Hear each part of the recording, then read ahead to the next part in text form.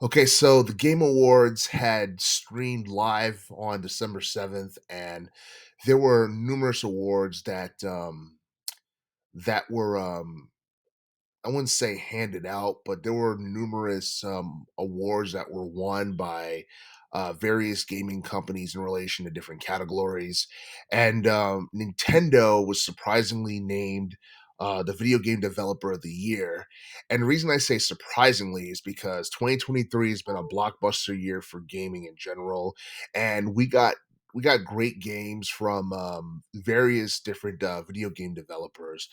For example, Baldur's Gate 3. We got that from Lorraine Studios, and I believe that game actually won the category for Video Game of the Year. It won multiple awards, I think, from the Game Awards and Golden Joystick Awards. And I honestly feel like Baldur's Gate 3 is going to be one of those titles that's going to probably be in the top probably like in the top 10 in terms of best video games of the 2020s decade. And you look at like Marvel's Spider-Man 2. I believe I think that was published by Sony or Insomniac Games. That was a great game, but the Metascore wasn't as high as Baldur's Gate 3 or Super Mario Brothers Wonder, which I believe that game had a pretty good Metascore. I think I believe Zelda Tears of the Kingdom had a very high Metascore as well, and now it's being considered one of the best Zelda games of all time. So I definitely feel like Zelda Tears of the Kingdom, along with Super Mario Brothers Wonder, contributed to Nintendo winning the Developer of the Year award in relation to 2023, and rightfully so, because Nintendo has gotten a ton of mainstream attention this year, whether it be from the Zelda game or from Super Mario Brothers Wonder or even the Super Mario Brothers movie, which did over 1 billion in terms of box office revenue. But yeah, I mean, this is quite an achievement because 2023 was a very good yet competitive year in relation to the gaming world. And you had various different developers putting out high profile titles, which all got like mainstream attention in some way, shape, or form.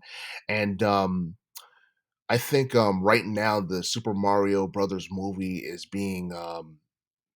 it's being nominated in a couple of categories for the Golden Globes in relation to 2024. So yeah, I mean, Nintendo has had a great year for the most part, and I feel like Nintendo is one of the few companies that didn't really get a lot of bad publicity this year or anything like that. The only bad publicity they got involved, I think, microtransactions concerning Mario Kart Tour, and I do feel that for the most part, like Nintendo has gotten nothing but good publicity in relation to 2023, and I'm pretty sure a lot of the momentum and the prestige that Nintendo has brought um, upon itself, and with its games and everything, it's gonna all the momentum is going to continue into 2024, and 2024 doesn't necessarily look like it's going to be a year full of like big releases other than probably Tekken 8.